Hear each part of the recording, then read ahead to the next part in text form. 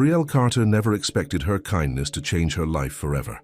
One rainy night, she rescues a wounded man in an alley, only to discover he's Dominic Faizan, a billionaire with dangerous enemies. But as secrets unravel, so do undeniable feelings. Can love bloom in the shadows of the past?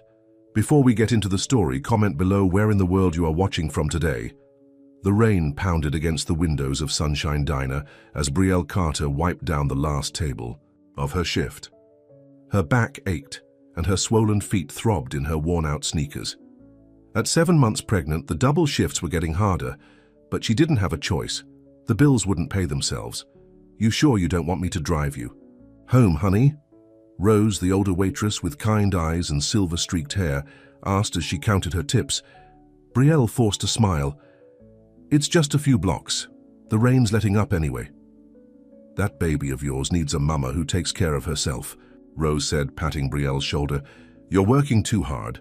"I'm fine," Brielle insisted, though they both knew it was a lie. Nothing had been fine since Derek walked out 4 months ago, claiming he wasn't ready for fatherhood. He'd emptied their joint account on his way out, leaving her with nothing. "But a pile of bills and a baby on the way. At least take my umbrella," Rose insisted, pressing it into her hands. Outside, the night air was cool against Brielle's face. She pulled her thin jacket tighter around her belly and started the walk, home to her one-bedroom apartment.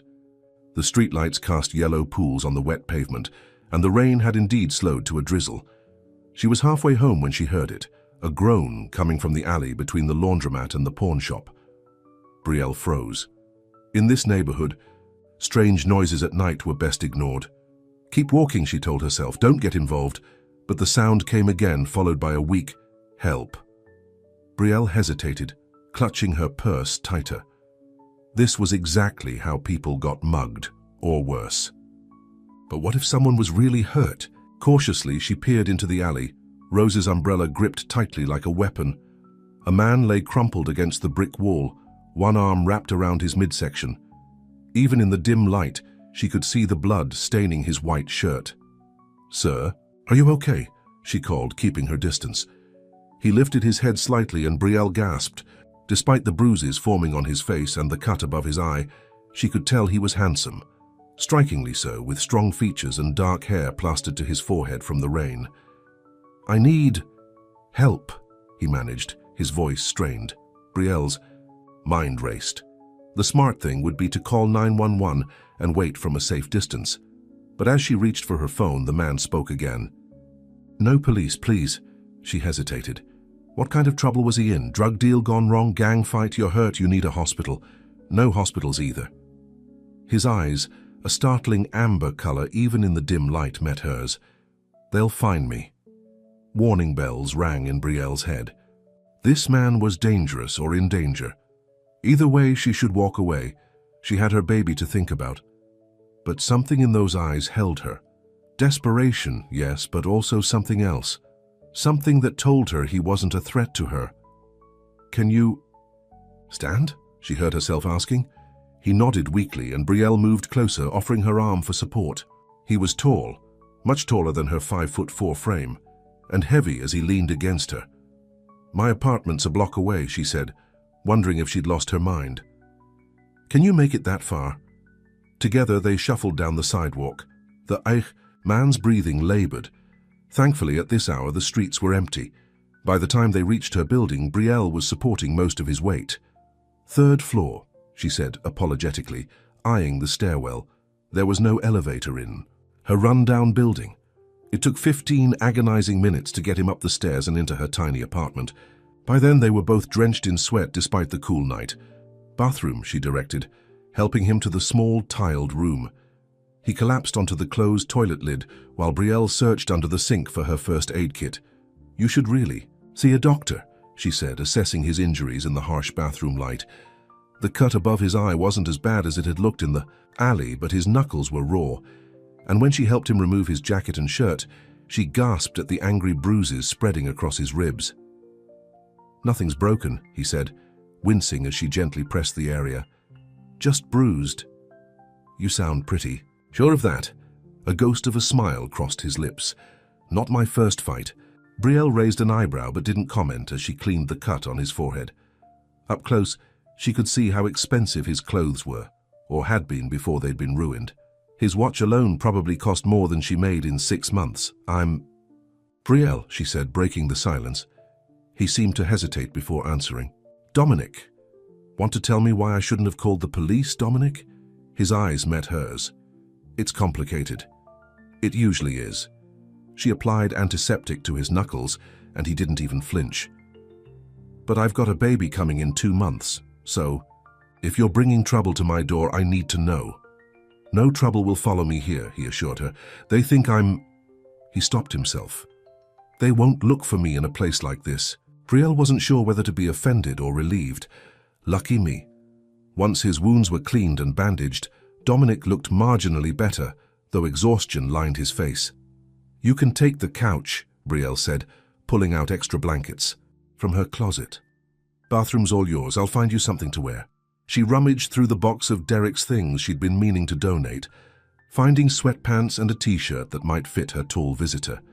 When she returned to the living room, Dominic was looking at the sonogram picture she had stuck to the refrigerator with a magnet. Your baby? He asked. Brielle nodded, setting the clothes on the couch. A girl. The father? Not in the picture. Something flashed in Dominic's eyes. Understanding, maybe. Or recognition. Thank you, he said suddenly. Most people wouldn't have stopped. Brielle shrugged. Most people are smarter than me. That earned her a genuine smile, transforming his battered face into something truly striking. I doubt that very much. Get some rest, she said, uncomfortable with the way her pulse quickened. We'll figure things out in the morning. But when Brielle woke the next day, Dominic was gone. The blankets were neatly folded, and a note lay on her coffee table. I can never repay your kindness. Be safe. Beneath it lay 5 crisp $100 bills. Brielle stared at the money, torn between relief that her strange guest had left and an inexplicable sense of disappointment. The cash would cover her overdue rent, but something about it felt wrong, like he was paying for her help. She tucked the money and note into her dresser drawer, trying to put the whole bizarre incident behind her. She had a doctor's appointment at 10, followed by another double shift at the diner. Real life didn't stop for mysterious strangers in the night. The next week passed in a blur of work, doctor visits, and preparation for the baby. Brielle had almost convinced herself that the encounter with Dominic had been some kind of pregnant lady hormone-induced dream when the black SUVs showed up. She was walking home from her shift, grocery bags cutting into her fingers, when she noticed the sleek vehicles parked outside her building. Men in dark suits stood on the sidewalk, looking very out of place in her neighborhood. Brielle's heart pounded. Had Dominic been some kind of criminal? Were these men looking for him? Before she could decide whether to turn around, one of the men spotted her. Ms. Carter, he called. How did he know her name? Mr. Faizan would like to speak with you, the man continued, approaching her. If you'll come with us? I don't know any Mr. Faizan, Brielle replied, backing away slightly. Dominic Faizan, the man clarified. The gentleman you assisted last week. Brielle froze. Dominic sent you? The back door of the nearest SUV opened, and a distinguished older man with silver hair stepped out. Unlike the others, he wore no sunglasses, and his smile seemed genuine. Ms. Carter, he said warmly, extending his hand. I'm Raymond Kent, Mr. Faizan's personal attorney. He's asked me to bring you to him. Why doesn't he come himself? Brielle asked suspiciously. He wanted to, Raymond assured her, but given the circumstances of your previous meeting, he thought, it might be better to send me first, I promise you. He means no harm. Brielle's instincts were screaming at her to run, but curiosity kept her rooted to the spot. Where is he? At his home, just outside the city. He'd very much like to thank you properly for saving his life. I didn't save his life, Brielle protested. I just cleaned a few cuts. Raymond's expression turned serious. I assure you, Ms. Carter, you did much more than that. Had you not found him when you did, the outcome could have been very different. Brielle thought about the groceries in her hands, the bills on her counter, and the late shift she had tomorrow. She thought about the baby kicking inside her. I need to put these away, she said, lifting the bags, and change clothes. Raymond's face brightened. Of course. Take your time. We'll wait. 30 minutes later, Brielle found herself in the back of the most luxurious car she'd ever been in, heading away from the city. The leather seats were buttery soft, and the temperature was perfectly comfortable, despite the cool autumn day outside. Who is he? She finally asked, breaking the silence. Raymond looked up from his tablet. Dominic? He's one of the most successful businessmen in the country. Faizan Enterprises specializes in tech development and investment, though the portfolio has expanded considerably in recent years. He's rich, Brielle translated flatly. Raymond chuckled. That would be an understatement, but there's much more to Dominic than his wealth, as I'm sure you'll discover. The just outside the city turned out to be nearly an hour's drive, ending at a massive iron gate set into a stone wall. Beyond it, sweeping gardens led to what could only be described as a mansion, all clean lines of glass and stone. This is where he lives, Brielle whispered, suddenly very aware of her simple maternity dress and well-worn cardigan. One of his homes, Raymond corrected with a smile. Don't be nervous. Dominic is many things, but judgmental isn't one of them. The car stopped at the front entrance, where stone steps led to massive double doors. Before Brielle could reach for the handle, her door was opened from outside by a uniformed staff member. Welcome to Ravenswood, Ms. Carter, the woman said with a genuine smile.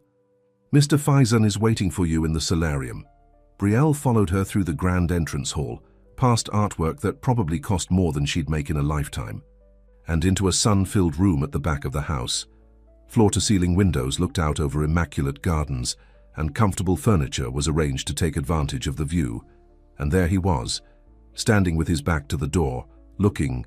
Out at the gardens was Dominic. Without the blood and grime, in a perfectly tailored suit, he looked like he belonged on a magazine cover. Ms. Carter has arrived, sir, the staff member announced. Dominic turned, and Brielle's breath caught. The bruises on his face had faded to yellowish shadows, and the cut above his eye was healing nicely. But it was his eyes that held her, the same intense amber that had haunted her thoughts all week. Brielle, he said, his deep voice warm, thank you for coming. Not like I had much choice, she replied, then winced at her own rudeness. I mean, your lawyer was very persuasive. A smile tugged at his lips. Raymond has that effect. He gestured to the seating area. Please sit, can I get you anything, water, tea? Brielle perched on the edge of a plush armchair, feeling wildly out of place. Water would be nice. Dominic nodded to the staff member, who disappeared silently. Then he sat across from Brielle, studying her with an intensity that made her both nervous and strangely flattered. You're looking well, he said. How are you feeling and the baby? We're fine, Brielle said. Look, Mr. Faizan. Dominic, please. Dominic. Why am I here? If it's about the money you left, it's not about the money, he interrupted gently. It's about what you did for me. You saved my life, Brielle. She shifted uncomfortably. I helped a stranger in need. Anyone would have done the same. No, he said firmly. They wouldn't. I laid in that alley for nearly an hour before you came along. Plenty of people passed by, some even looked right at me. You were the only one who stopped. The staff member returned with water and what looked like tea for Dominic. When they were alone again, he continued, I owe you everything, and I've spent the past week trying to figure out how to repay that debt. There is no debt, Brielle insisted. I don't want anything from you. Dominic leaned forward, his eyes earnest. Even so, I'd like to help you. Raymond told me a little about your situation. You had me investigated. Brielle interrupted, anger flashing through her. I needed to find you, Dominic said calmly. And yes, I wanted to know who my savior was. Is that so wrong? Brielle stood, her water untouched. I should go. Dominic rose as well, a hint of desperation in his voice. Please, just hear me out. I'm not offering charity, Brielle. I'm offering an opportunity. Something in his tone made her pause. What kind of opportunity? A job. Here at Ravenswood. The position comes with living quarters, full benefits including comprehensive health care, and a salary that I think you'll find more than fair." Brielle's eyes narrowed. "What kind of job?" "Estate management," Dominic said smoothly.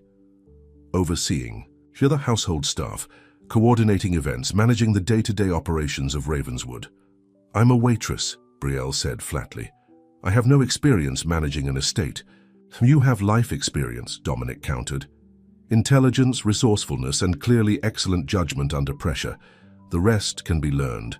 Brielle crossed her arms over her baby bump. "And what would be expected of me in return for this opportunity?" Dominic's eyes widened slightly, then narrowed as he understood her implication. "Nothing of that nature," he said, his voice cool. "Despite what you may think, I don't make a habit of buying people, Ms. Carter." Brielle had the grace to blush. "I didn't mean—" "Yes, you did," he interrupted. "And while I understand your suspicion, I assure you, my offer is just that, an offer, one you're free to refuse." The tension between them crackled like electricity. Brielle knew she should walk away. Nothing good could come from entangling her life with a man like Dominic Faizan, a man who clearly lived in a world completely separate from hers. But the thought of returning to her cramped apartment, to the endless double shifts and the mounting bills made her heart sink. "I need time to think," she said finally. Relief flashed across Dominic's face. "Of course. Take all the time you need." He reached into his jacket and pulled out a business card. "My personal number. Call me when you've decided." As Raymond drove her back to the city, Brielle stared out the window, the business card clutched in her hand. She'd come to say no to whatever Dominic was offering, to close this strange chapter and return to her normal life. Instead, she found herself wondering what it would be like to accept. "He's a good man," Raymond said suddenly, breaking the silence. "Better than most who have his kind of wealth and power." "You work for him," Brielle pointed out. "You'd hardly say otherwise." Raymond smiled. "I've worked for many wealthy individuals over my career, Ms. Carter. Believe me when I say that Dominic Faizan is different." He paused, then added more quietly, "And I've never seen him look at anyone the way he looked at you today." Brielle's cheeks warmed, and she turned back to the window, watching as the manicured estates gave way to suburbs, then to the familiar, crowded cityscape. By the time they reached her apartment building, she'd made her decision. "Raymond," she said as he opened her door, "would you tell Dominic I'll take the job?" The older man's face broke into a wide smile. "I'll tell him," he promised. "He'll be very pleased."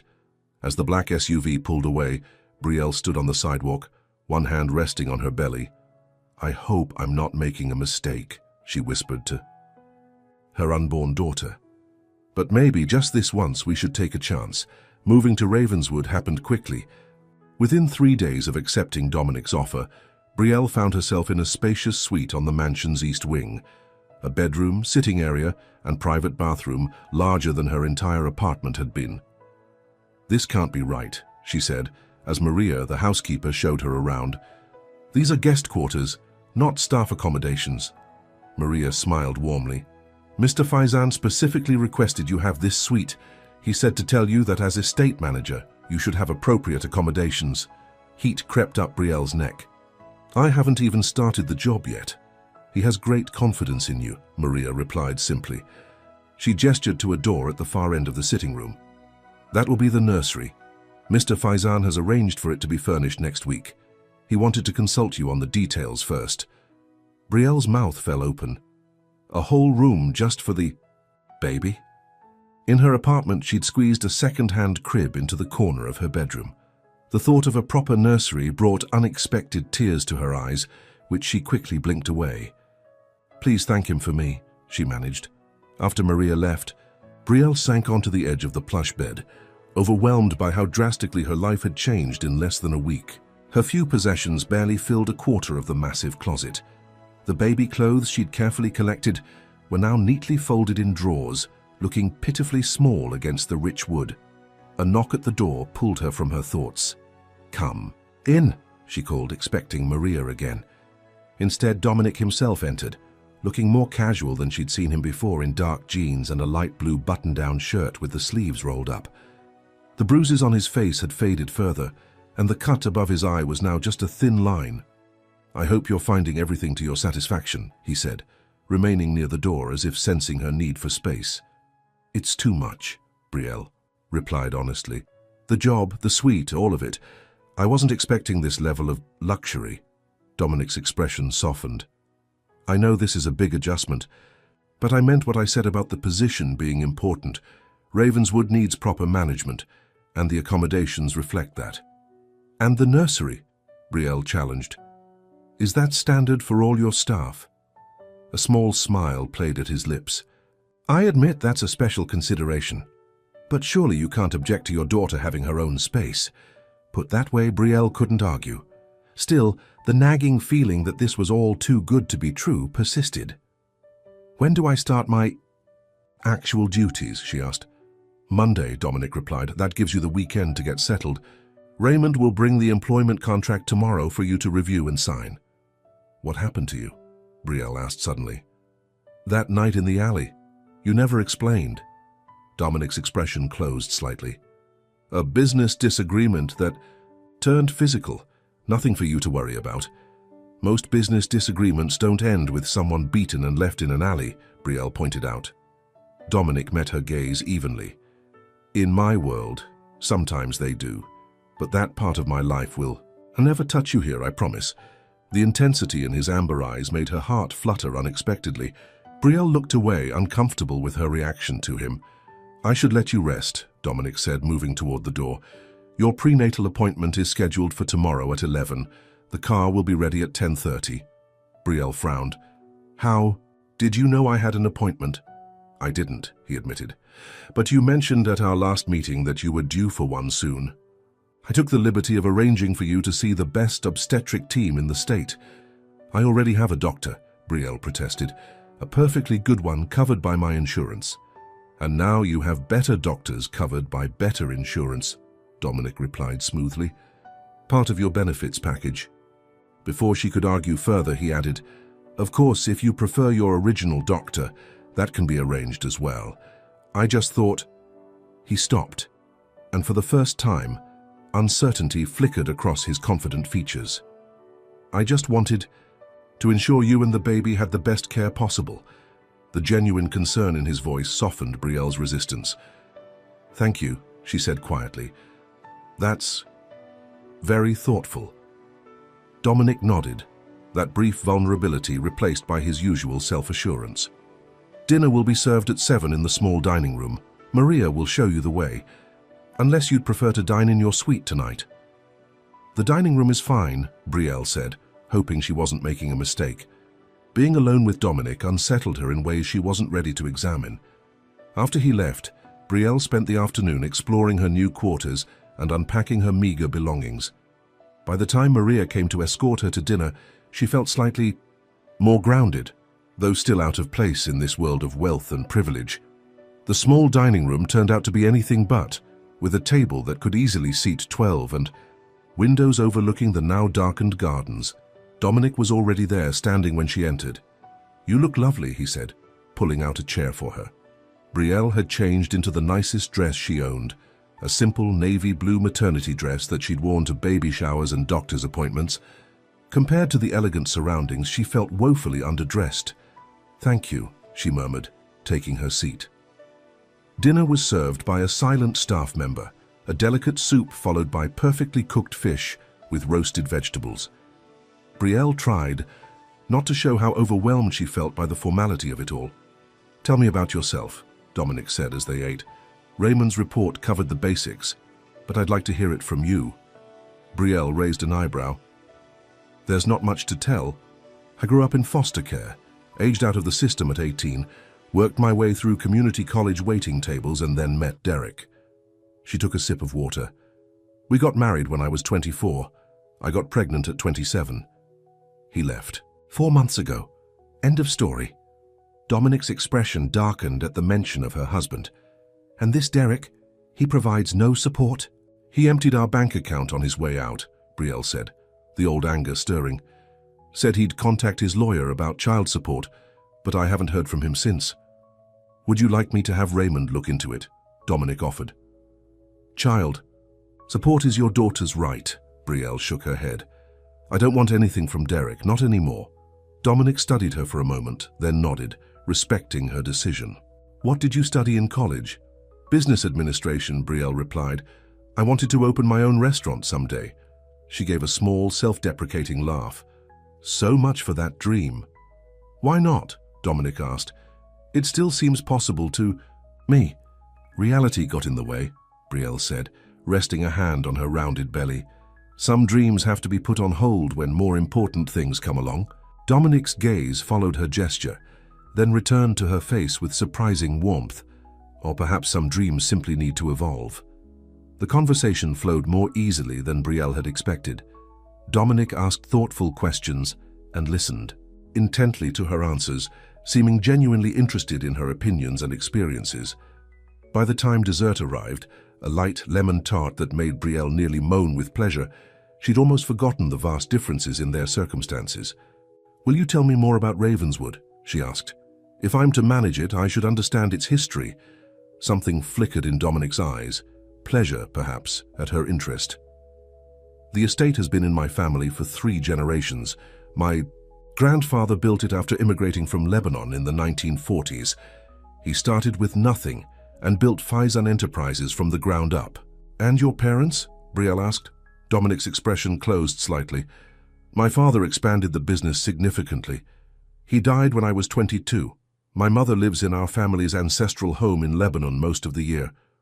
I'm sorry about your father, Brielle said softly. Dominic inclined his head in acknowledgement but didn't elaborate. Instead, he steered the conversation back to Ravenswood, describing the gardens, the history of the art collection, and the various staff members she would be overseeing. By the time they finished coffee, Brielle felt both exhausted and strangely exhilarated. Dominic walked her back to her suite, maintaining a respectful distance between them as they moved through the grand hallways. Thank you for dinner, she said when they reached her door. And for everything. Dominic's smile was warm. The pleasure was mine, Brielle. Sleep well. The next few days passed in a whirlwind. The prenatal appointment with the new doctors was unlike any medical experience Brielle had ever had. A private waiting room, unhurried consultations, and the most detailed ultrasound she'd ever seen. Your daughter is developing perfectly, Dr. Winters assured her. Strong heartbeat, excellent growth patterns. Brielle stared at the 3D image on the screen, tears welling in her eyes. She's beautiful. Would you like to know if we can see hair? The technician asked with a smile. Brielle nodded eagerly, and the technician pointed to a fuzzy area around the baby's head. See that? She's got quite a bit of hair already. On the drive back to Ravenswood, Brielle couldn't stop looking at the printed images they'd given her. The clarity was remarkable, showing her daughter's tiny features in detail she'd never seen before. Good appointment? Raymond asked from the driver's seat. Amazing, Brielle replied honestly.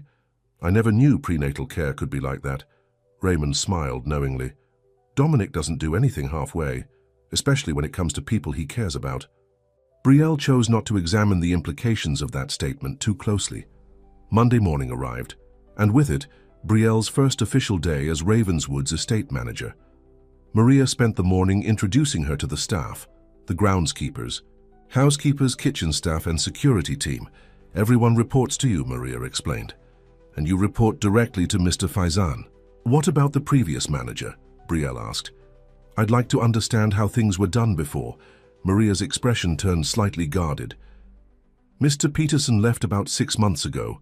Since then, Mr. Faizan has been managing things himself. With my assistance. Brielle frowned. Why did Mr. Peterson leave? That's not for me to say, Maria replied diplomatically. Perhaps you should ask Mr. Faizan. The morning tour ended in a spacious office adjacent to the main library. This is your workspace, Maria said, opening the door to reveal a beautifully appointed room with a large desk, comfortable seating area, and views of the rose garden. There are files on the computer detailing all of Ravenswood's operations, Maria continued. Vendor contracts, staff schedules, upcoming events, everything you need to get started. Mr. Faizan asked that you review them and then meet with him in his study at 2 o'clock. Left alone, Brielle spent the next several hours immersing herself In Ravenswood's operations, it was overwhelming. The estate functioned almost like a small corporation, with dozens of staff, multiple departments, and a budget that made her eyes widen. At precisely 2 o'clock, she knocked on the door of Dominic's study. "Come in," his deep voice called. Dominic's workspace was a reflection of the man himself, elegant, powerful, and intensely private. Floor-to-ceiling bookshelves lined 2 walls, a massive desk dominated one end of the room, and a seating area, with leather chairs occupied the other. "How was your first morning?" Dominic asked, gesturing for her to sit. "Enlightening," Brielle replied honestly, "and a bit overwhelming. I've been reviewing the files, but there's so much to learn." "You'll catch on quickly," Dominic said with confidence. "Do you have any initial questions?" Brielle hesitated, then decided directness was best. Why did the previous manager leave? Something flashed in Dominic's eyes, approval perhaps at her forthrightness. "Charles Peterson was let go because I discovered he was embezzling funds from the estate accounts." "Oh," Brielle said, surprised by the blunt answer. "I'm sorry to hear that." "Don't be. He betrayed my trust, and I don't give second chances in business matters." Dominic's tone was matter-of-fact, without anger or bitterness. "Is that why you've been handling things yourself? Trust issues?" Dominic leaned back in his chair, studying her. "Partly. Finding someone qualified wasn't difficult. Finding someone I believed would act with integrity was another matter." "And you think I have integrity?" Brielle asked skeptically. "Based on one night when I helped a stranger?" "That night told me everything I needed to know about your character," Dominic replied simply. "You helped someone with nothing to gain and potentially much to lose. That's the definition of integrity." Heat crept up Brielle's neck at the intensity of his gaze. "I'll try not to disappoint you," she said quietly. "You won't," he replied with such certainty that she almost believed him. The weeks that followed fell into a comfortable rhythm. Brielle threw herself into learning every aspect of Ravenswood's operations, determined to prove Dominic's faith in her wasn't misplaced. She met with vendors, reorganized staff schedules, and updated outdated systems. To her surprise, she discovered she had a talent for estate management.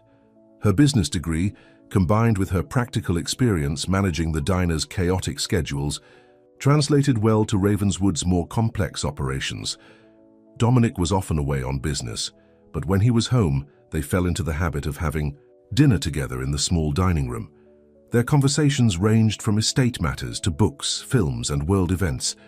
Brielle found herself looking forward to these dinners more than she wanted to admit.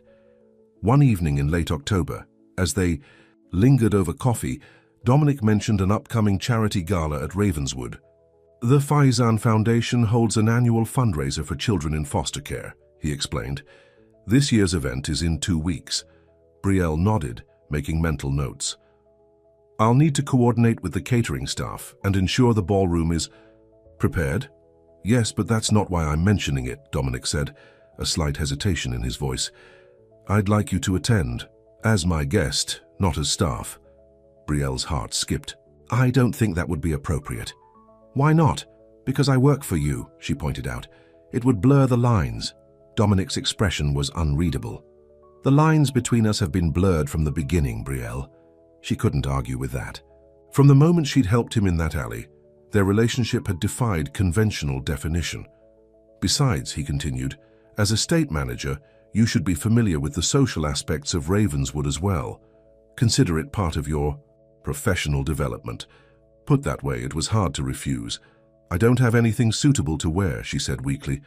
Dominic smiled, knowing he'd won. "That can be easily arranged." The next day, a personal stylist arrived at Ravenswood with racks of designer maternity wear. Brielle protested the extravagance, but Dominic was insistent. "The gala is black tie," he explained. "You'll be meeting some of the most influential people in my social and business circles. Consider it an investment in Ravenswood's reputation." In the end, Brielle selected a midnight blue gown with an empire waist that draped elegantly over her 8-month baby bump. When she looked in the mirror, she barely recognized herself. The night of the gala arrived, and Ravenswood was transformed. Lights illuminated the gardens, Valet attendants managed the stream of luxury vehicles arriving at the front entrance, and staff in formal attire guided guests through the grand hall to the ballroom. Brielle supervised the final preparations from behind the scenes, comfortable in her role as manager. But as the clock approached 8, anxiety set in. Soon she would step out of that role and into something far less defined. A knock at her suite door startled her from her thoughts. When she opened it, Dominic stood there in a perfectly tailored black tuxedo that made her breath catch. "You look stunning," he said, his eyes warming as they took in her appearance. "Thank you," she replied, suddenly shy. "You clean up pretty well yourself." Dominic offered his arm. "Shall we?" The ballroom was filled with elegantly dressed guests when they arrived. Brielle felt the curious glances as Dominic guided her through the crowd, his hand resting lightly at the small of her back. "Dominic, there you are," a cultured female voice called. A tall, willowy woman in a red gown approached, air-kissing Dominic's cheek before turning curious eyes to Brielle. "Aren't you going to introduce me to your friend? Victoria, this is Brielle Carter, Ravenswood's new estate manager. Brielle, this is Victoria Winters, an old family friend." Victoria's perfectly arched eyebrows rose slightly. "Estate manager? How interesting." Her tone suggested it was anything but. "And in your condition, too. How dedicated." Before Brielle could respond, Dominic's arms slid around her waist in a gesture that was both protective and possessive. "Brielle has been a revelation," he said, his voice carrying a warning that even Victoria couldn't miss. "Ravenswood has never run more smoothly." Victoria's smile tightened. "How fortunate for you both." She turned to Brielle. "Do be careful, my dear. Dominic has a habit of collecting strays, but his interest rarely lasts." With that parting shot, she glided away, leaving an uncomfortable silence in her wake. "I apologize for Victoria," Dominic said quietly. "She's always been territorial, even though we've never been more than friends." "It's fine," Brielle said, though it wasn't. Victoria's words had struck a nerve, voicing the very fears that haunted her late at night. Was she just another of Dominic's charitable projects, a novelty that would wear off once her usefulness ended? Throughout the evening, Dominic introduced her to countless guests, business associates, philanthropists, old friends. Most were polite, if curious about her role at Ravenswood. A few, like Victoria, were less welcoming, eyeing her baby bump with thinly veiled judgment. By the time Dominic took the stage to deliver his speech about the Faizan Foundation's work with foster children, Brielle was exhausted from the emotional strain of navigating this unfamiliar social territory. "The foundation was established in memory of my father," Dominic was saying, "but its mission reflects a belief we both shared, that every child deserves a safe home and the chance to thrive. As someone who grew up in the foster system myself, I understand firsthand the difference that stability and opportunity can make." Brielle's head snapped up in surprise. Dominic had been in foster care. He'd never mentioned it in their conversations. When he rejoined her after his speech, Brielle couldn't help asking, "You were in foster care, why didn't you tell me?" Something vulnerable flickered across his face. "It's not something I discuss often. My mother died when I was 8. My father was unavailable. I spent 4 years in the system before he reclaimed me. That's why the foundation focuses on foster children," Brielle realized. Dominic nodded. "It's personal to me, as I suspect it would be to you, given your background." The shared experience created a new understanding between them, a connection that transcended employer and employee. As the evening wound down and guests began to depart, Dominic led Brielle to a quiet terrace overlooking the gardens. The night air was cool and he draped his jacket around her shoulders without asking. "Thank you for coming tonight," he said quietly. "Having you there made it bearable." Brielle looked up at him in surprise. "You seemed perfectly at ease." A small smile touched his lips. "Years of practice. The truth is, I find most social gatherings tedious at best, painful at worst. Why host them then?" "Some things are necessary despite being unpleasant," he replied. "The foundation needs donors. Donors need to feel special, hence galas." In the moonlight, with his guard lowered, Dominic looked younger, less the powerful businessman and more the man she'd glimpsed in quiet moments over dinner. "Victoria was right about one thing," he said suddenly. "I do have a habit of trying to fix things, people, situations. It's a character flaw." Is that what I am? Brielle asked, her voice carefully neutral. Something to fix?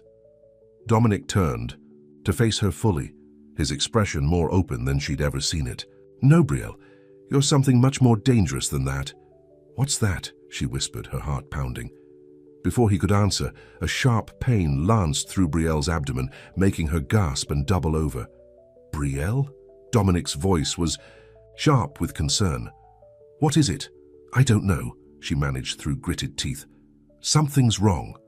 Another pain hit, stronger than the first, and she felt a warm gush of fluid down her legs. My water broke, she said, panic rising. But it's too early, I still have 3 weeks. Dominic's arms were around her instantly, supporting her weight. It's going to be all right, he said with a calm that belied the worry in his eyes. We need to get you to the hospital. As he helped her through the now empty ballroom, Brielle clung to his solid presence, fear making her limbs tremble. Don't leave me, she whispered, as another contraction gripped her. Dominic's arms tightened around her. Never, he promised, a world of meaning in that single word. I'm right here and I'm not going anywhere. The next few hours passed in a blur of pain and fear for Brielle. Dominic's driver broke every speed limit, getting them to the hospital, where a medical team was already waiting, alerted by Dominic's call ahead. Premature labor, the doctor announced after examining her. We're going to try to stop the contractions.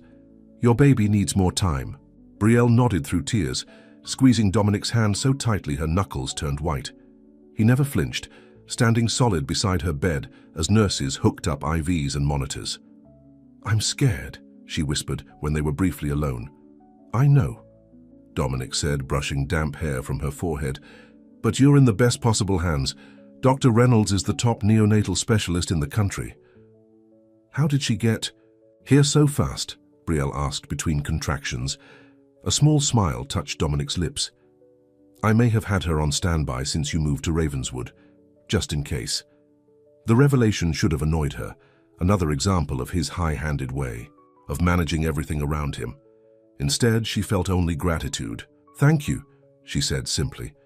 The medication they gave her finally took effect, slowing the contractions until they stopped completely. By morning, Brielle was exhausted but stable. We've managed to halt the labor, Dr. Reynolds explained. But you'll need to remain on bed rest for the remainder of your pregnancy. Any exertion could trigger contractions again. Bed rest? Brielle repeated, dismayed. But my job can wait, Dominic interrupted firmly. Your health and the baby's are all that matter now. Dr. Reynolds nodded. I'd like to keep you here for 48 hours for observation. After that, if all remains stable, you can continue bed rest at home with regular monitoring. After the doctor left, Brielle turned to Dominic, who hadn't left her side all night. You should go home and get some rest. You look exhausted. He did look tired, his usually impeccable appearance rumpled from the long night, but he shook his head. I promised I wouldn't leave you, remember? The simple statement delivered without drama touched something deep inside Brielle. Derek had made grand romantic declarations throughout their marriage, but when the real crisis came, the positive pregnancy test, the financial strain, he'd walked away without a backward glance. Dominic, who owed her nothing beyond an employer's concern, had stood by her through the most frightening night of her life. At least go home and change, she suggested. Take a shower, I'll be fine for a few hours. Dominic hesitated, clearly reluctant to leave her. Please, Brielle added, it would make me feel better knowing you're taking care of yourself too. Finally, he nodded. I'll be back soon. He squeezed her hand once more, then left the room. Alone, Brielle sank back against the pillows, her hands resting protectively on her belly. The baby kicked, as if reassuring her that all was well for now. We're going to be okay, she whispered. We're not alone anymore. True to his word, Dominic returned 3 hours later, freshly showered and changed. He brought with him a small suitcase of her things from Ravenswood packed by Maria. I thought you might want your own clothes and toiletries, he explained, setting the case on a chair. And this. He pulled out her worn copy of What to Expect When You're Expecting that had been on her bedside table. The thoughtfulness of the gesture brought tears to her eyes. Pregnancy hormones, she told herself firmly. Nothing more. The next 2 days passed slowly. Dominic divided his time between working remotely from her hospital room and ensuring she had everything she needed. He fielded calls from the staff at Ravenswood, made arrangements for her temporary absence, and kept the doctors updated on her condition. On the morning of her release, Brielle brought up the concern that had been nagging at her. "I can't go back to Ravenswood," she said. "Not as the estate manager, not with bed rest. It's not fair to you or the staff." Dominic looked up from his tablet to, "What are you suggesting?" "I should find my own place," she said, though the thought filled her with dread. "I can't take advantage of your kindness indefinitely." Dominic's expression darkened. "You're not going anywhere, Brielle. Certainly not back to that apartment in the city. I can't stay at Ravenswood without working," she insisted. "That wasn't our agreement." "Our agreement can be adjusted," he replied calmly. "You're still the estate manager. Consider this a medical leave with full pay and benefits." "That's ridiculous," Brielle protested. "You can't pay me to do nothing." Dominic set his tablet aside and moved to sit on the edge of her bed, his eyes serious. "Listen to me very carefully. Your job is waiting for you when you're ready to return to it. Until then, your only responsibility is taking care of yourself and your daughter. Is that clear?" The intensity in his gaze made argument impossible. Brielle nodded slowly. "Good," he said, his expression softening. "Now, there's something else we need to discuss. Dr. Reynolds recommends you have round-the-clock care for at least the first week at home. I've arranged for a private nurse." "That's not necessary," Brielle started to say, but Dominic cut her off. "It is necessary," he said firmly. "And before you argue about the cost, remember that your medical care is covered by your benefits package." It was pointless to argue, she realized.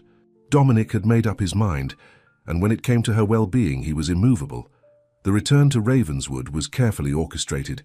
Dominic insisted on carrying her from the car to her suite, despite her protests that she could walk. "Doctors' orders," he reminded her as he lifted her effortlessly.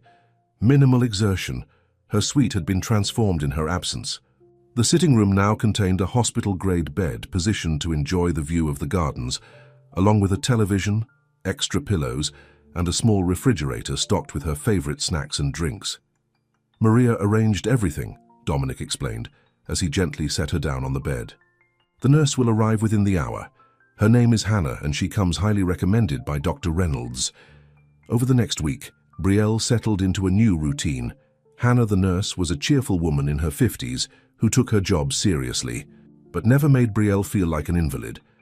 Maria visited daily, bringing flowers from the garden and updates on the household, and every evening, without fail, Dominic joined her for dinner, having his meal alongside hers in the sitting room. "You don't have to do this," Brielle told him one evening. "Surely you have better things to do than keep me company." Dominic looked up from his plate, his amber eyes warm in the lamplight. "There's nowhere else I'd rather be." The simple statement, delivered without hesitation, sent heat rushing to her cheeks. Brielle looked away, afraid of what he might see in her expression. "Besides," he continued, "it's selfish on my part. Your conversation is far more interesting than the endless business, dinners I'd otherwise be attending." Brielle laughed, grateful for the lightening of the mood. "I find that hard to believe. All I talk about these days is baby names and my weird pregnancy cravings." "Both fascinating topics," Dominic assured her with a smile. As the days passed, Brielle found herself looking forward to these evening visits more and more. Dominic had a gift for making her forget her confinement, bringing her books, films, and stories from his travels to distract her. Sometimes he worked quietly while she napped, his presence comforting even in silence. Other times they talked for hours, their conversations ranging from childhood memories to dreams for the future. 2 weeks into her bed rest, Hannah declared that Brielle was stable enough to reduce nursing care to daytime hours only. "You're doing wonderfully," she told Brielle during her morning assessment.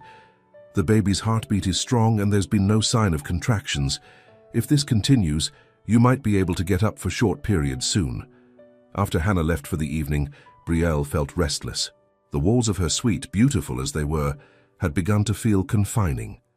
She was contemplating asking Dominic if she might move to the garden room for dinner, when a knock came at her door.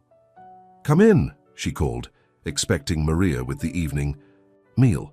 Instead, Dominic entered, his arms full of shopping bags. "Good evening," he said, setting the bags down. "I've brought you something." Brielle eyed the bags suspiciously.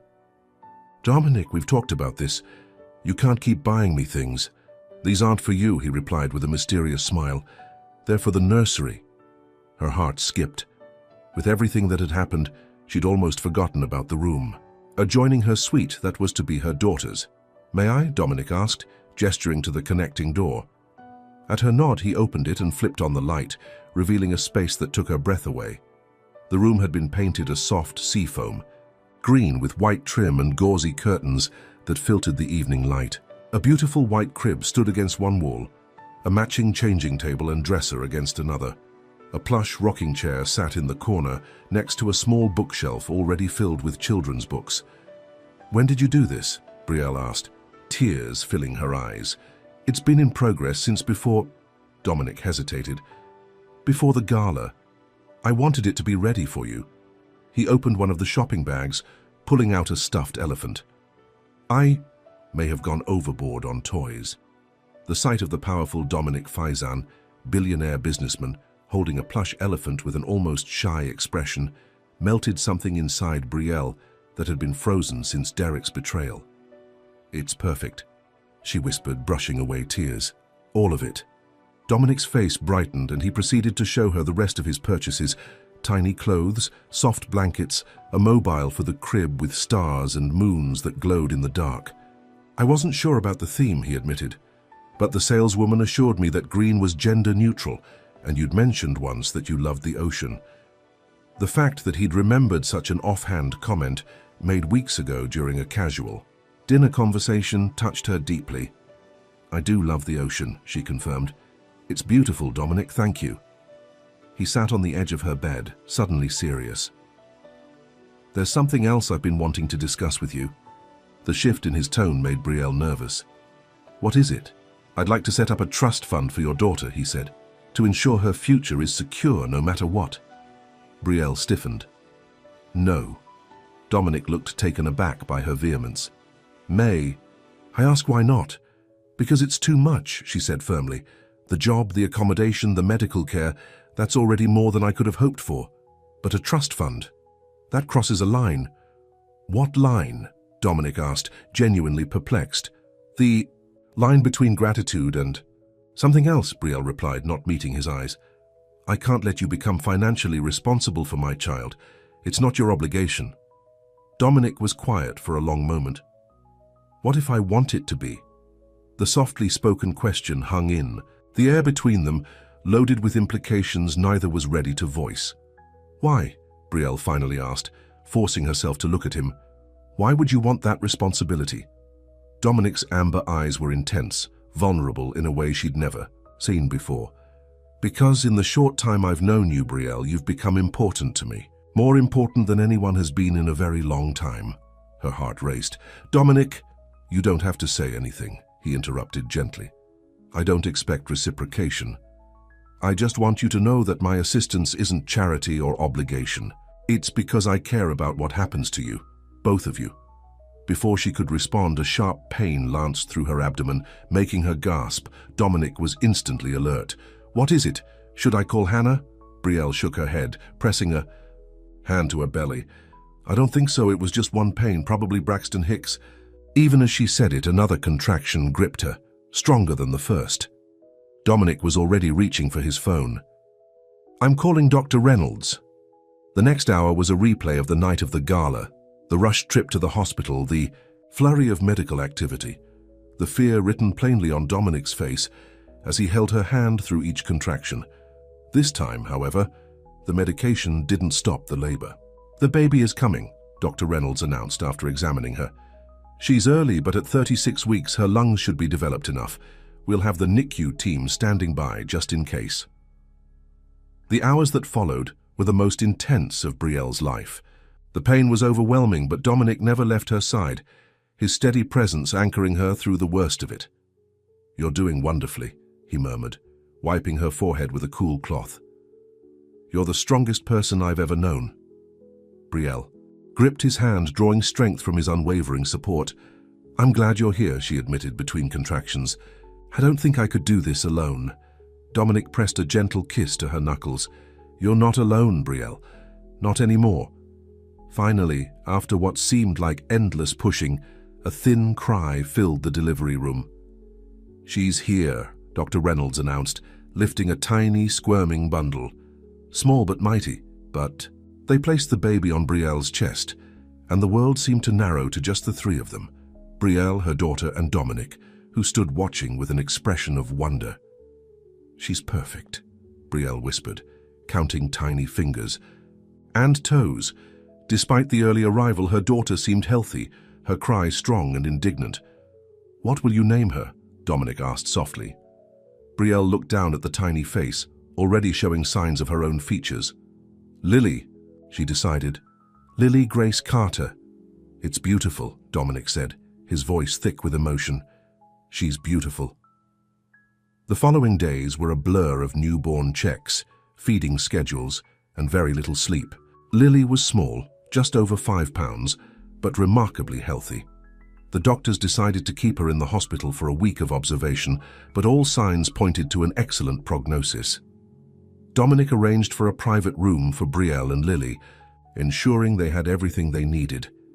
He continued to divide his time between the hospital and Ravenswood, always returning with something new for the baby: a softer blanket, a special stuffed animal, a silver rattle that had been his own as a child. "You need to go home and get some real sleep," Brielle told him on the third night, concerned by the dark circles under his eyes. "Lily and I aren't going anywhere." Dominic shook his head. "I'm fine." "You're exhausted," she corrected, "and you have a business to run. The world doesn't stop because I had a baby. My world did," he said quietly, the simple honesty of the statement leaving her speechless. Before she could respond, a nurse entered with Lily, freshly changed and ready for her feeding. Dominic stood to leave, giving them privacy. "Would you like to hold her first?" Brielle asked impulsively. Dominic hesitated, something like fear flickering in his eyes. "I don't have much experience with babies. There's a first time for everything," Brielle said, taking Lily from the nurse. "Here, sit down." Dominic sat in the armchair beside her bed, and Brielle carefully placed Lily in his arms, showing him how to support her head. His large hands cradled the tiny infant with remarkable gentleness. "Hello, Lily," he said softly, his voice taking on a warmth Brielle had never heard before. "It's nice to meet you properly." Lily yawned, tiny fingers flexing against the blanket, and Dominic's face transformed with wonder. "She knows your voice," Brielle said, smiling at his expression. "You've been talking to her for weeks, even before she was born." Dominic looked up, his amber eyes glistening with unexpected emotion. "Thank you for letting me be a part of this." The sincerity in his voice, the vulnerability in his expression, it was almost too much for Brielle's heart to bear. She'd spent so long protecting herself, refusing to trust or hope after Derek's betrayal. But watching Dominic with her daughter, she felt the walls around her heart crumbling. The moment was interrupted by a commotion in the hallway. Raised voices and the sound of rapid footsteps approached their room. "I don't care about hospital policy," a male voice said loudly. "That's my wife and my baby, and I have every right to see them." Brielle's blood ran cold. She knew that voice. The door burst open, and Derek stood there looking much as he had when he'd walked out 4 months ago. Handsome in a boyish way, with tousled blonde hair and blue eyes that could charm when he wanted them to. "Brielle," he said, his gaze moving. From her to the baby in Dominic's arms, then to Dominic himself. Confusion, then anger crossed his features. What the hell is going on? Who is this guy? Dominic had gone very still, his body shielding Lily protectively. "I believe the better question," he said, his voice deceptively calm, "is who are you?" "I'm her husband," Derek snapped. "Who the hell are you?" "Derek, stop," Brielle said, finding her voice at last. "What are you doing here?" Derek's expression softened, taking on the contrite look she knew all too well, the one he'd used after forgotten anniversaries and unexplained late nights. "I heard you had the baby. I wanted to see my daughter." How did you even know? Brielle asked, her heart racing. Rose at the diner, Derek admitted. I stopped by to see you to apologize. She told me you'd had the baby early. Mr. Carter, a nurse said from the doorway, I need to ask you to lower your voice. This is a maternity ward. Derek nodded, then turned his attention to Dominic, who was carefully handing Lily back to Brielle. Again, who are you? Dominic Faizan, he replied smoothly, standing to his full height, which was several inches taller than Derek. A friend of Brielle's. Something in Dominic's tone, or perhaps his expensive suit and commanding presence, made Derek take a step back. Faizan? As in Faizan Enterprises? The same, Dominic confirmed. Derek's expression changed, calculation, replacing anger. Well, any friend of Brielle's, he extended his hand. Dominic ignored it. I'll give you two a moment, he said to Brielle, his eyes conveying a silent message. I'll be right outside if you need me. After he left, Derek moved. Closer to the bed, peering down at Lily with an expression of genuine wonder. She's beautiful, Brie. She looks just like you. Despite everything, the compliment warmed her. What do you want, Derek? His smile faltered. To see my daughter, to apologize. I was an idiot, Brie. I panicked about becoming a father, about the responsibility. But these past months have been hell without you. The words were exactly what she'd longed to hear during those first awful weeks after he'd left. Now they rang hollow. You emptied our bank account, she reminded him. You left me with nothing when I needed you most. Derek had the grace to look ashamed. I know it was unforgivable, but I want to make it right. He reached for her hand. I want us to be a family, Brie. You, me, and our daughter. Brielle pulled her hand away. Her name is Lily. Lily, Derek repeated, smiling down at the baby. It's perfect. He looked around the private room with its expensive furnishings. So what's the deal with Faizan? How did you end up here? The question held an undertone of suspicion that set Brielle's teeth on edge. Dominic has been very kind to me, she said carefully. He gave me a job and a place to stay when I had nothing, thanks to you. A job? Derek's eyebrows rose. What kind of job? I manage his estate, Brielle replied, lifting her chin. And before you ask, it's a legitimate position with a proper salary. Unlike you, he believes in my abilities. Derek's expression hardened briefly before he forced another smile. I'm glad someone was there for you when I wasn't. But I'm here now, Brie. I want another chance. Brielle looked down at Lily, sleeping peacefully in her arms. Once, she'd dreamed of this moment. Derek returning, apologizing, asking to be a family. She'd imagined herself falling into his arms, grateful and forgiving. Now all she felt was a dull ache for what might have been, for the life she'd thought they would build together. I need time, Derek, she said finally. This is all very sudden. He nodded eagerly. Of course, take all the time you need. I'm not going anywhere this time, I promise. He leaned down to kiss her forehead, an intimacy that felt wrong now. I'm staying at my parents' place. Call me when you're ready to talk. After he left, Dominic returned, his expression carefully neutral. Are you all right? Brielle nodded, though she felt far from all right. He wants us to try again, to be a family. Something flashed in Dominic's eyes, pain perhaps, or resignation. I see. I told him I needed time, Brielle added quickly. Dominic moved to the window, his back to her. He's Lily's father. It's natural for you to consider reconciliation. Is it? Brielle asked softly. Natural to go back to a man who abandoned me when I needed him most, who took everything we had and disappeared without a word for months. Dominic turned, his expression guarded. What are you saying, Brielle? I'm saying that I don't know what I want right now, she admitted, except that I want what's best for Lily. And what do you think that is? The question hung between them, loaded with unspoken emotion. I don't know, Brielle whispered, tears filling her eyes. I honestly don't know. Dominic crossed to her side, taking her free hand in his. Whatever you decide, my offer stands. You and Lily will always have a place at Ravenswood, whether as employees or... He paused. Or as something more. The implication in his words, in his warm amber eyes, made Brielle's heart race. But before she could respond, the door opened again and Dr. Reynolds entered. "How's our little family doing?" she asked, smiling at the tableau of Brielle in bed with Lily and Dominic seated beside them. Our little family. The phrase echoed in Brielle's mind as the doctor checked Lily's vital signs. Was that what they had become? She, Lily, and Dominic? A strange, unexpected family formed through chance and kindness, and now Derek had returned, claiming to want what he'd so carelessly thrown away.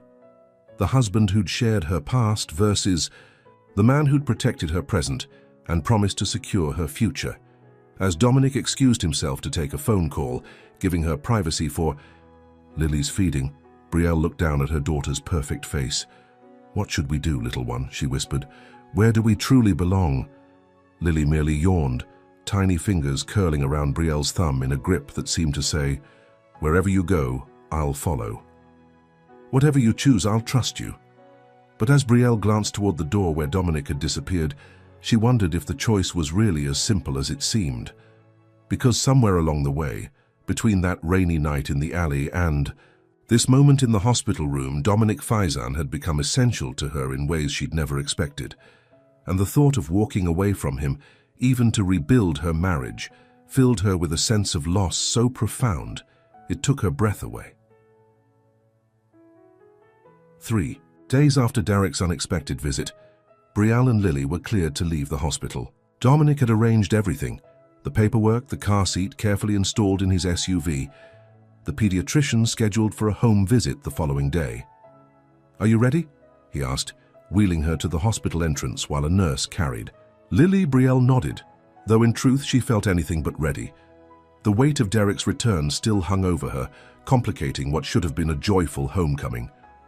Dominic had been unfailingly kind in the days since Derek's appearance, never pressing her for a decision, never indicating that her husband's return had changed anything between them. But Brielle sensed his careful distance, the way he sometimes caught himself before reaching for her hand, the shadow that crossed his face when Derek's name came up. The drive to Ravenswood was quiet, Brielle sitting in the back with Lily while Dominic drove. Raymond had offered to serve as chauffeur, but Dominic had insisted on taking them home himself. Home. The word echoed in Brielle's mind as the mansion came into view through the trees. Was Ravenswood truly her home now? Or was it just another temporary shelter, like the many foster homes she'd passed through as a child? "The staff wanted to welcome you properly," Dominic said as they pulled up to the front entrance. "But I told them you'd need rest first. They've prepared everything upstairs."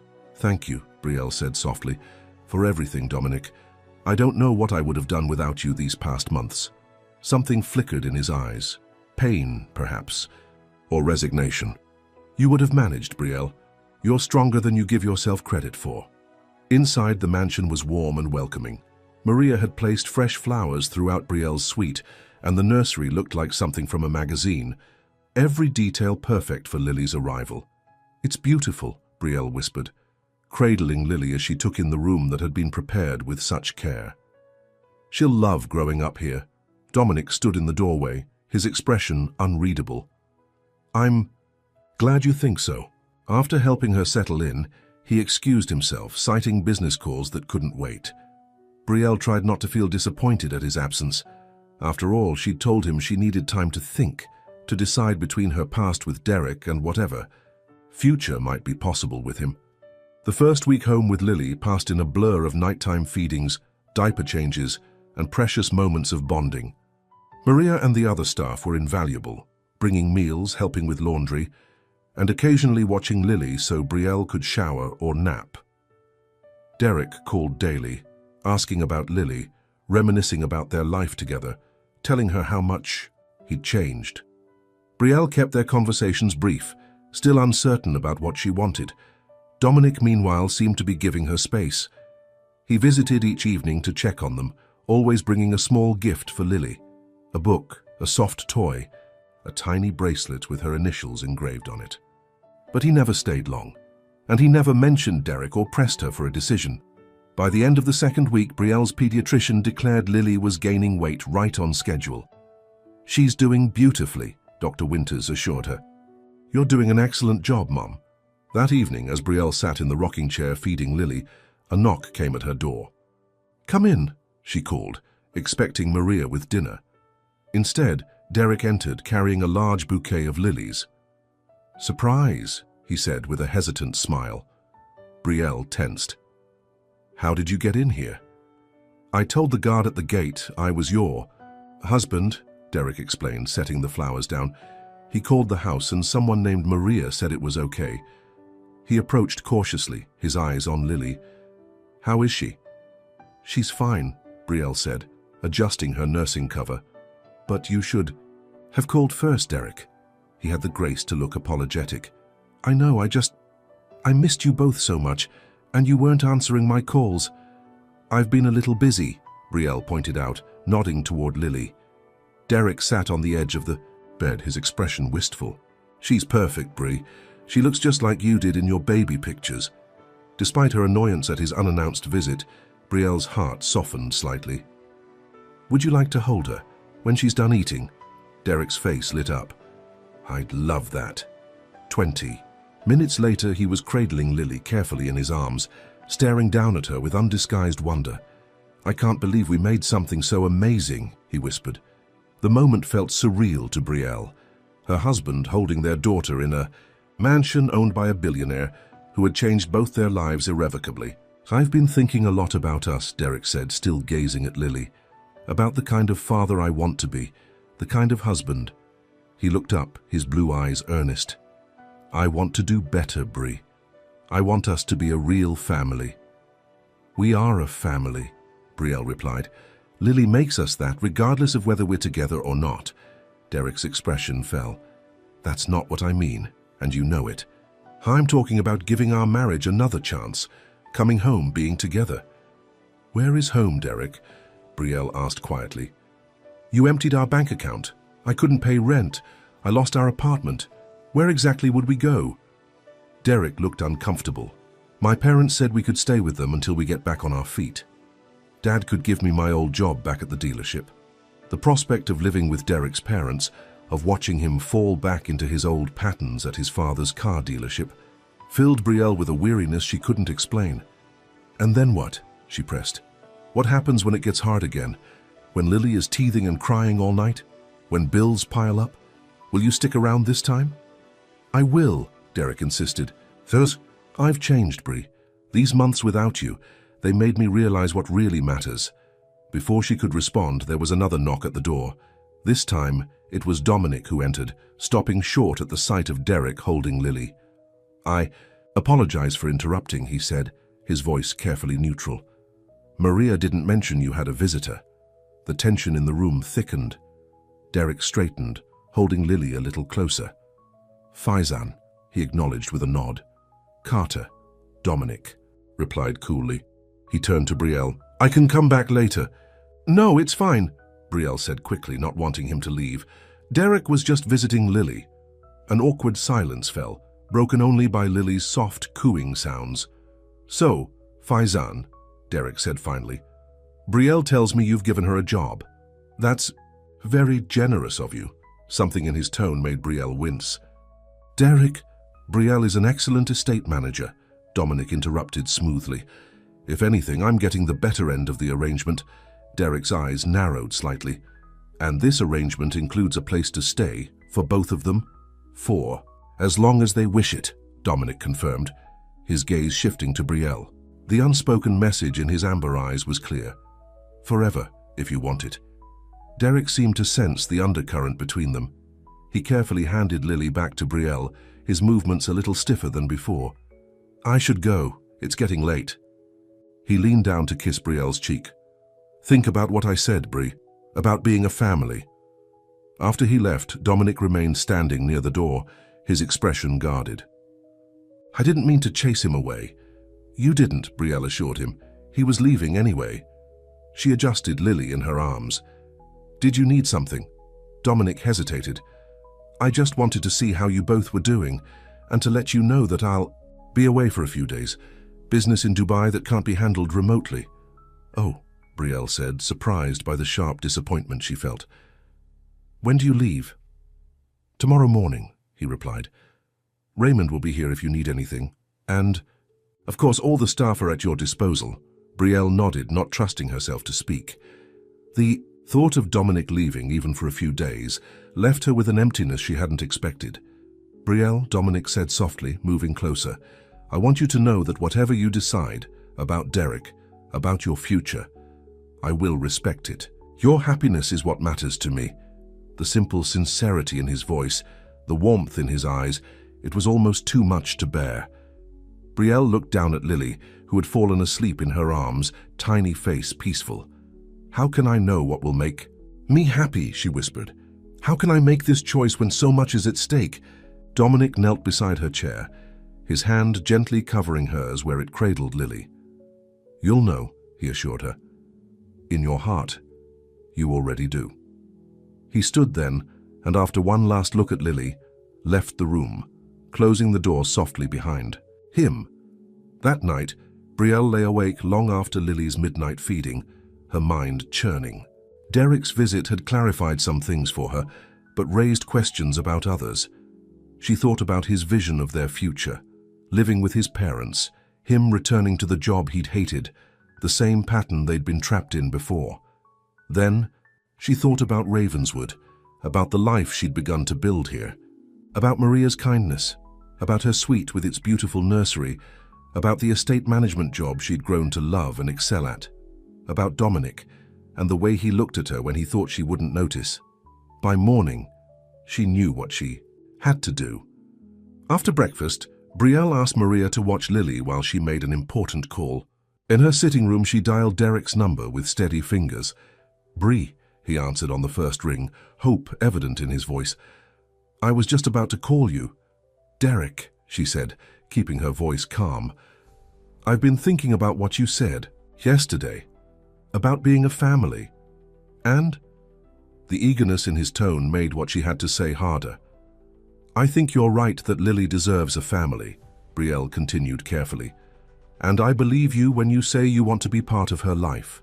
But I don't think that means we need to be married anymore." Silence greeted her words, then a long exhale. "Because of him?" Derek asked, his voice tight. "Because of Faizan?" "This isn't about Dominic," Brielle replied, though in some ways it was. "It's about us. About the fact that we weren't happy before I got pregnant, and bringing a baby into an unhappy marriage won't help anyone." "We could try," Derek insisted. "People change, Brie. I've changed. Maybe you have," she acknowledged, "and I hope so for Lily's sake. But I've changed too. I'm not the same woman you left 4 months ago." "So that's it." Derek's voice turned bitter. "You're choosing him over me, the rich guy who swooped in and saved the day?" "I'm choosing myself," Brielle corrected firmly. "And what's best for Lily? You're her father, Derek. Nothing will change that. We'll work out visitation, co-parenting, whatever you want. But our marriage is over." After she hung up, Brielle felt a weight lift from her shoulders. The conversation had been difficult but necessary. Now she needed to speak to Dominic before he left for Dubai. Maria agreed to continue watching Lily, and Brielle made her way to Dominic's study. She knocked softly, her heart pounding. "Come in," his deep voice called. Dominic was at his desk, surrounded by documents. He looked up in surprise when she entered. "Brielle, is everything all right?" "I just spoke to Derek," she said, moving closer. "I told him our marriage is over." Dominic's expression remained carefully neutral, though a flicker of something, hope perhaps, passed through his eyes. "I see. And how do you feel about that?" "Relieved," Brielle admitted. "Sad for what might have been, but mostly relieved." She took a deep breath. "I also realized something else." "What's that?" Dominic asked, standing now, his full attention on her. "That when you told me I'd know in my heart what would make me happy, you were right." Brielle's voice softened.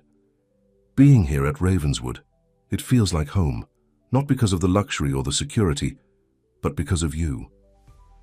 Dominic moved around the desk to stand before her, his amber eyes intent on her face.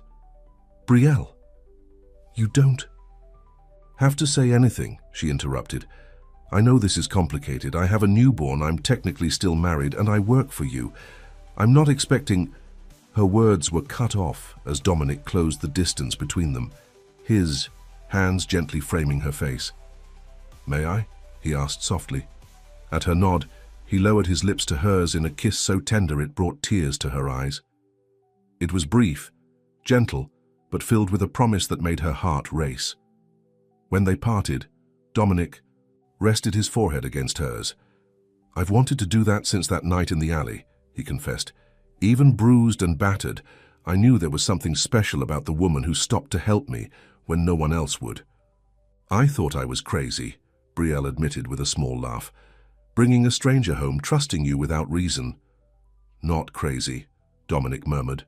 "Just braver than most." He straightened, his expression turning serious. "I need to tell you something. About that night. About why I was in that alley."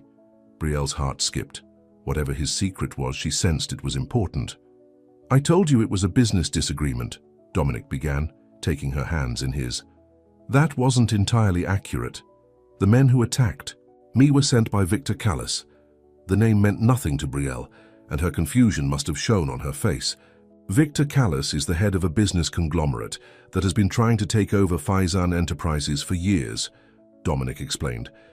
"Recently, I discovered he's been using his companies to launder money for some very dangerous people.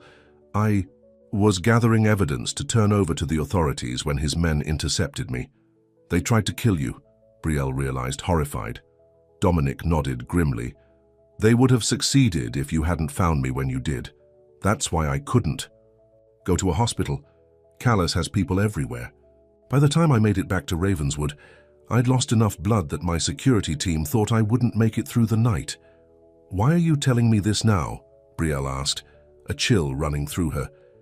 "Because I'm leaving for Dubai in a few hours, and it's not just for business," Dominic admitted. "The authorities are closing in on Callas, and I need to provide testimony. There's a small but real risk involved." Fear gripped Brielle's heart. "Then don't go, send someone else." Dominic shook his head. "I have to do this myself. But I needed you to know the truth before I left. And I needed you to understand that this part of my life, the danger, it's nearly over. Once Callas is in custody, that threat will be gone. And if something happens to you?" Brielle couldn't keep the tremor from her voice.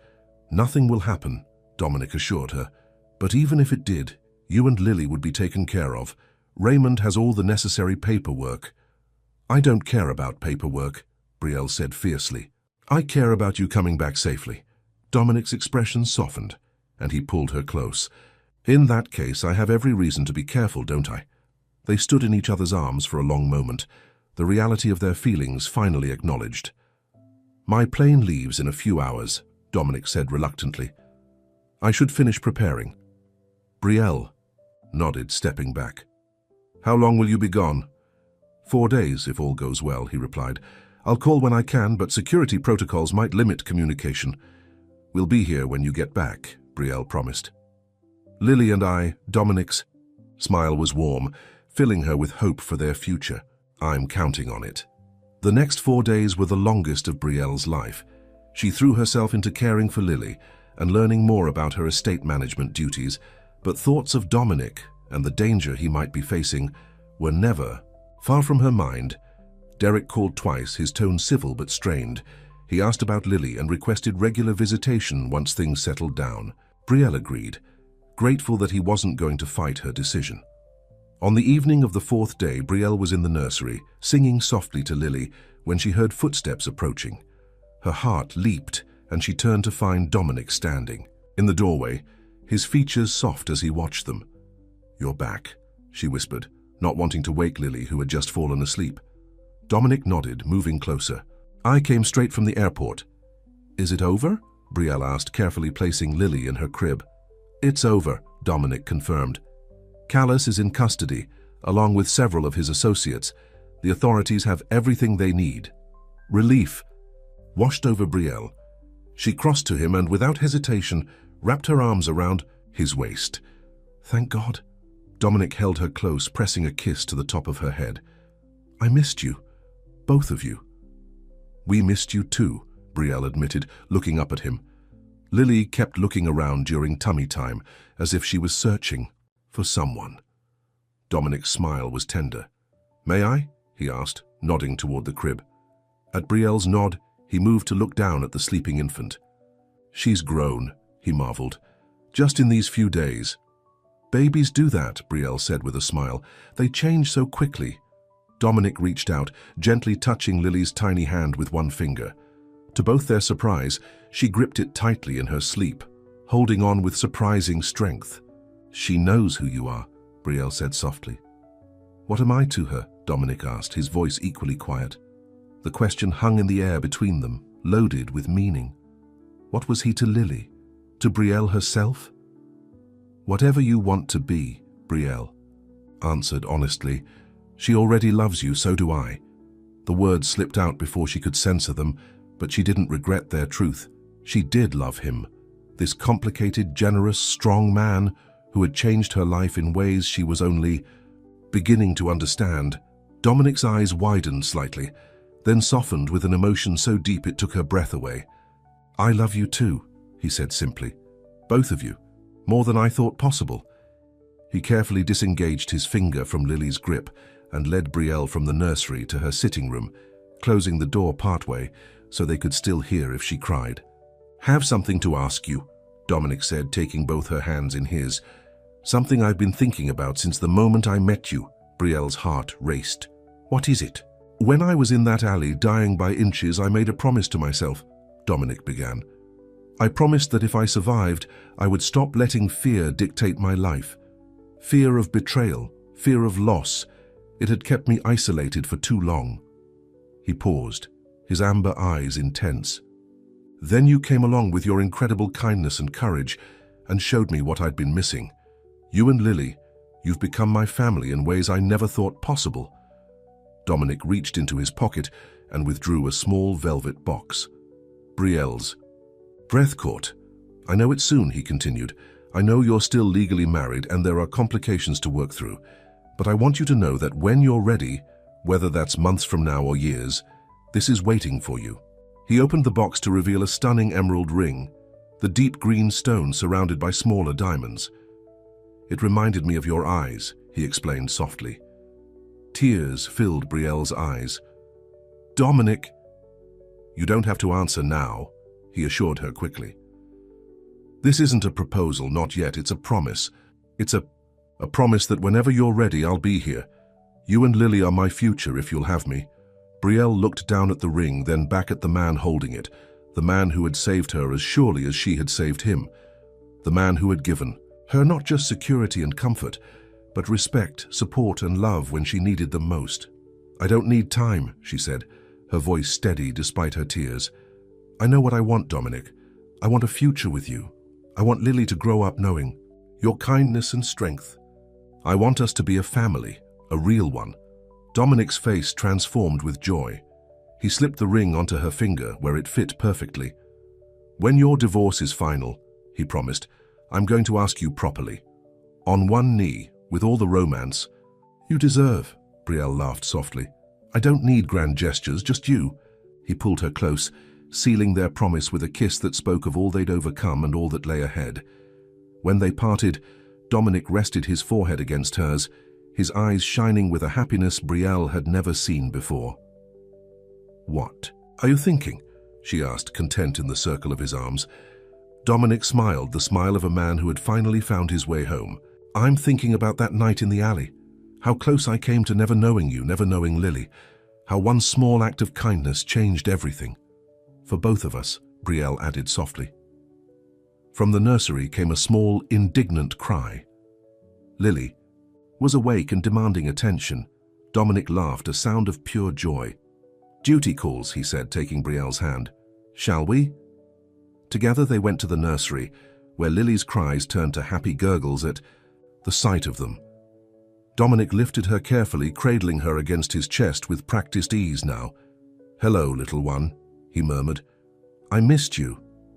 Watching them, Brielle felt a sense of rightness, of coming home after a long journey.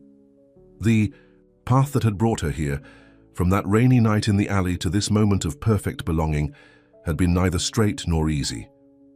But standing in this room with the man she loved holding the daughter who had changed both their lives, she knew without doubt that she was exactly where she was meant to be. 6 months later, on a perfect spring day, Brielle stood in the gardens of Ravenswood, surrounded by flowers in full bloom. Lily, now chubby and alert at 8 months old, sat on Maria's lap, wearing a tiny dress that matched her mother's. As the small gathering of friends watched, Brielle walked toward Dominic, who waited beneath an arch of roses, his amber eyes never leaving hers. Raymond stood beside him, beaming like a proud father. When she reached Dominic, he took her hands in his smile brighter than the sun overhead. "You saved my life once," he said softly. "Today I promise to spend the rest of it making you happy." As they exchanged their vows, Brielle thought about all the twists and turns that had led them here, a chance encounter on a rainy night, kindness freely given, a love neither had expected to find. Sometimes she realized the greatest miracles begin with the smallest acts of compassion, and sometimes in saving another we save ourselves. When the minister pronounced them husband and wife, Dominic pulled her close for a kiss that promised a lifetime of tomorrows. Lily clapped her tiny hands in delight, as if she understood the significance of the moment. "Welcome home, Mrs. Faizan," Dominic whispered against her lips, and Brielle smiled, knowing that in his arms, in the family they had created together, she had found the home her heart had always sought.